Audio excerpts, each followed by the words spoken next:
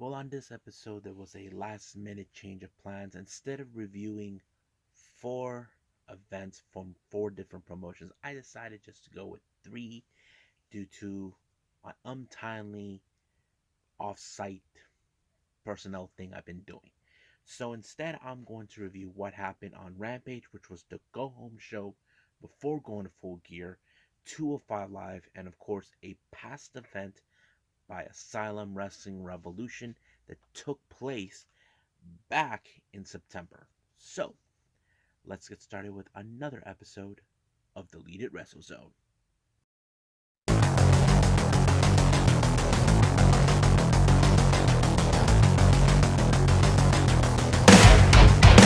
Are you ready? Get up, get up! Get up, get up! Get up, get up! Get up, get up! Get up, get up! Get up, get up! Welcome everybody to Deleted Wrestle Zone. All things that it's pro wrestling with AEW, NXT, New Japan Pro Wrestling, Impact Wrestling, the National Wrestling Alliance, various promotions, wrestlers, matches, and championships. I am your host, Gerard here. So, let's begin with AEW Rampage, which is the final go home show before we got Full Gear the following day.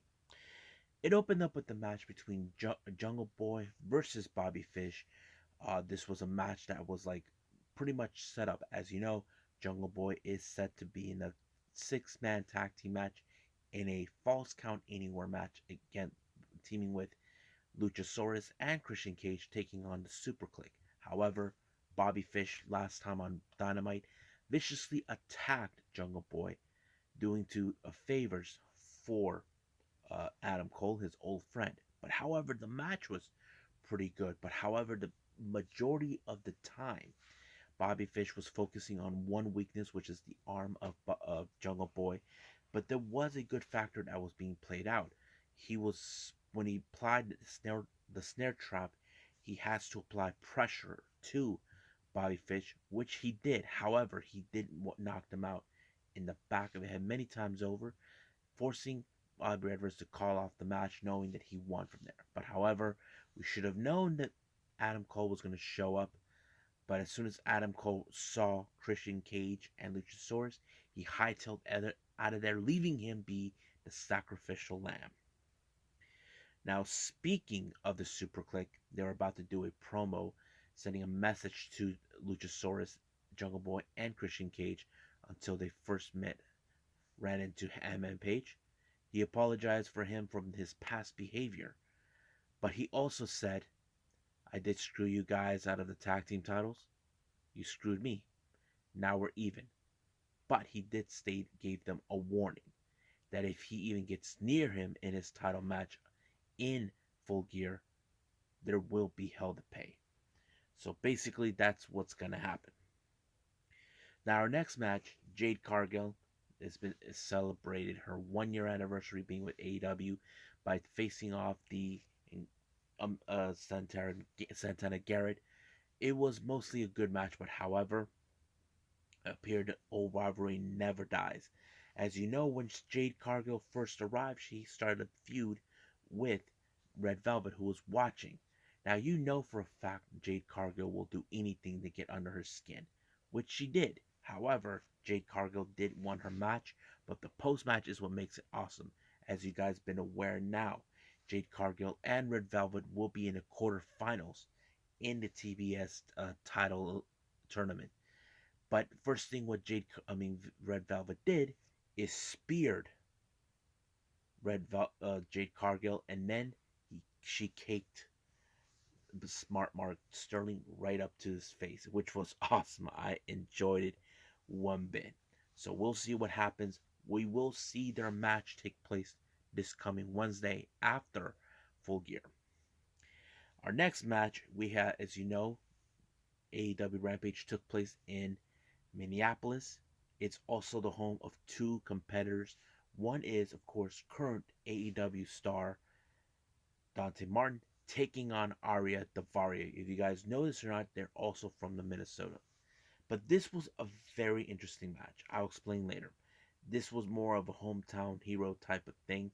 The crowd were cheering for both men, but man, Dante Martin continues to impress us with his aerial assault, his athleticism, and he pulled it off beautifully when he did a moonsault on Davari, allowing himself to pick up the victory 1, 2, 3.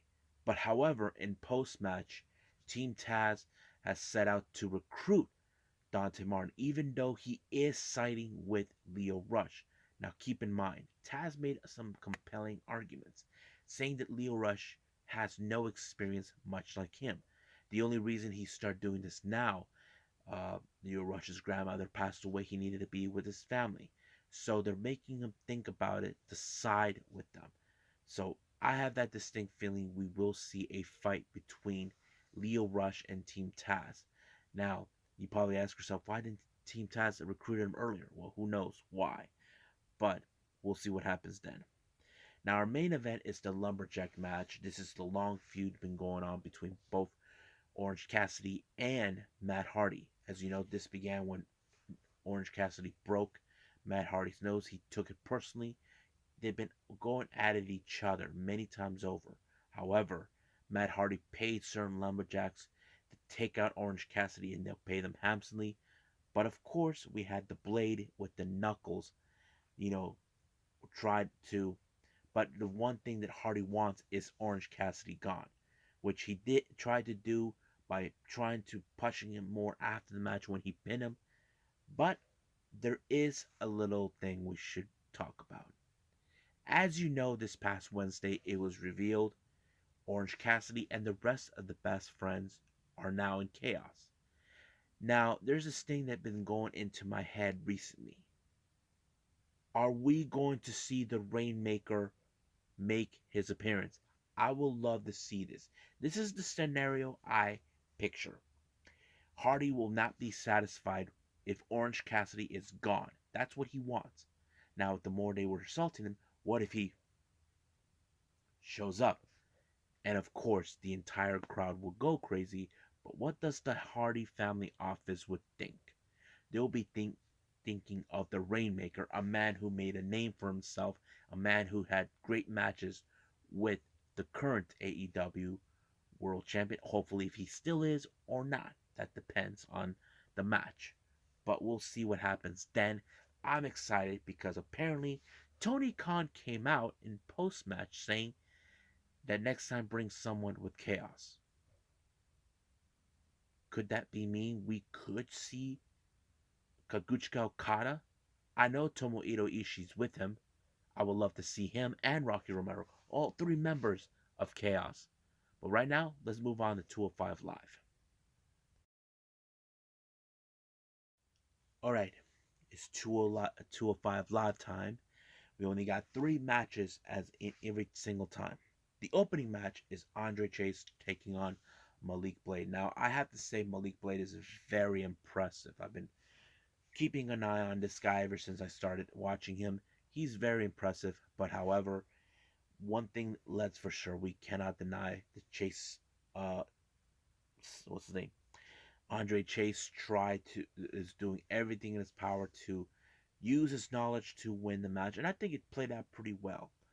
I mean, Malik Blade, I cannot take everything out of him because he did had an impressive match against him, but we'll see what happens then.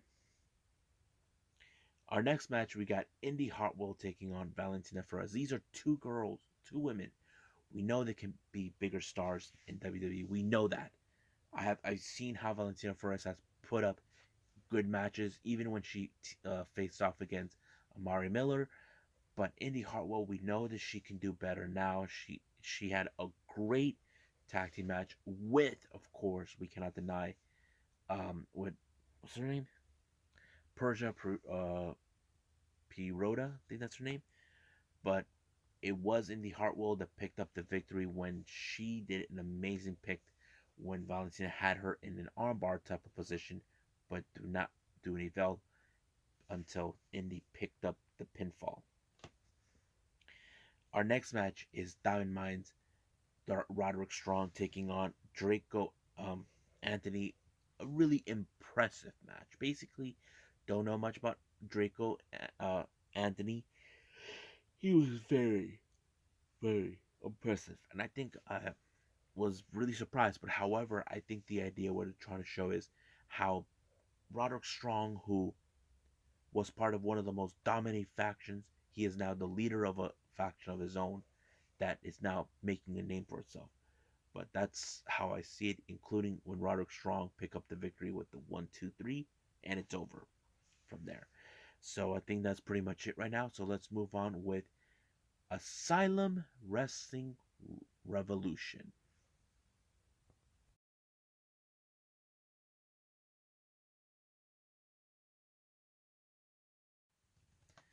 Alrighty, so the last thing I'm going to review for all of you, this is Asylum Wrestling Revolution, or AWR.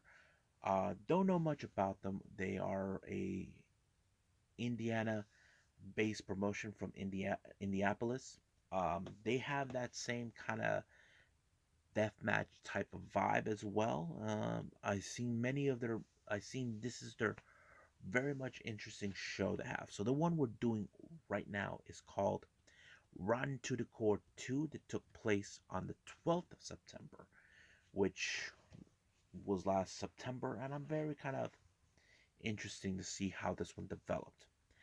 Now, the first match was a tag team match between the Odyssey, consistent of Chris Copeland and Jake Andrews, taking on the Black Cube Society, consistent of Angels, Galaretto, and Kevin Noor, who are the current champions. Now, this is something interesting. As you know, the Black Cube Society, they're part of a faction known as the Revolution. But of course, in this type of case, they have someone helping them to ensure these titles remain in their side. There was a moment where the ref was knocked out, but it fell into the wrong hands once again with Black Cube Society, which they're trying to determine their dominance. Excuse me. Next match is a this is between Jordan Dine versus Sam Knight. It was a pretty good match. There's a bit more of the kind of like Muay Thai style where with the knees, but I played it pretty. I think it was pretty good. I'm not gonna lie, but it was Sam Knight who won the match. Next match is the AWR Revolutionary Championship between Mitch Onyx of the Revolution versus uh, Eric Dillinger. I have to say it was a pretty good match. Eric Dillinger is willing to take on um, Mitch Onyx, but however, the Revolution were outside. Ref caught all of them and boom, tell him to leave. Onyx was alone to deal with it by himself, but came up short for it.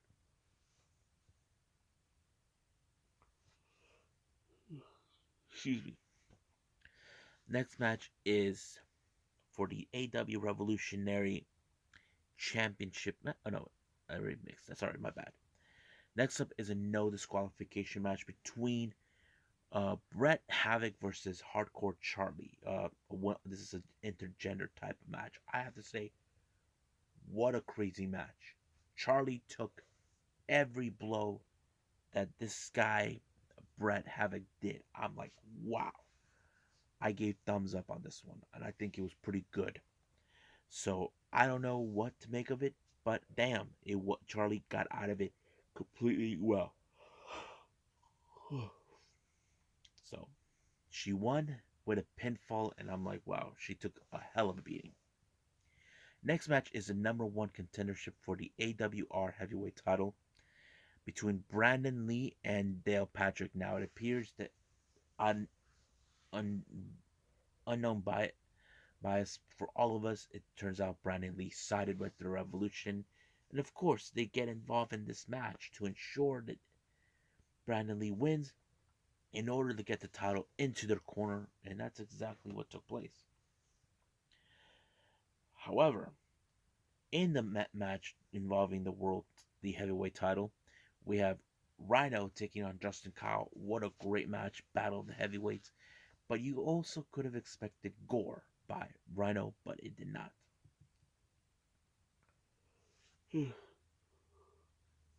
Sorry.